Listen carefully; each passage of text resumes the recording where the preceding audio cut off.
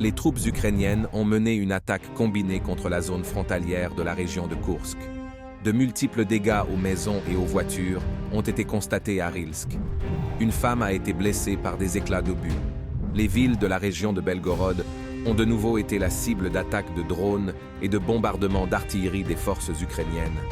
À la suite de ces attaques, des infrastructures civiles, des immeubles d'habitation, des voitures et des lignes électriques ont été endommagées.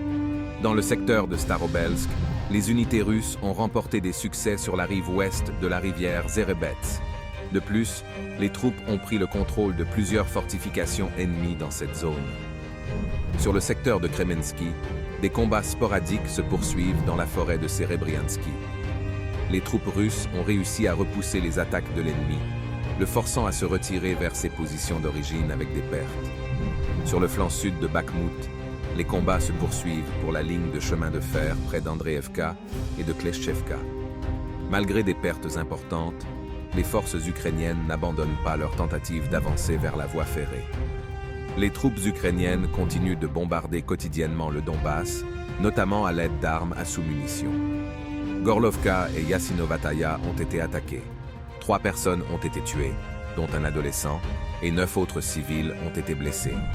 Dans le secteur de Vremievski, les troupes russes ont mené avec succès des attaques près de Zavetnoye Zelania, à l'est du Rozainoe. Dans le même temps, les forces ukrainiennes continuent d'avancer en direction de Priutnoye, mais toutes les tentatives sont repoussées par les unités russes. Dans le secteur d'Orekov, les troupes ukrainiennes se sont mises sur la défensive sur la ligne Rabotino-Verbovoe.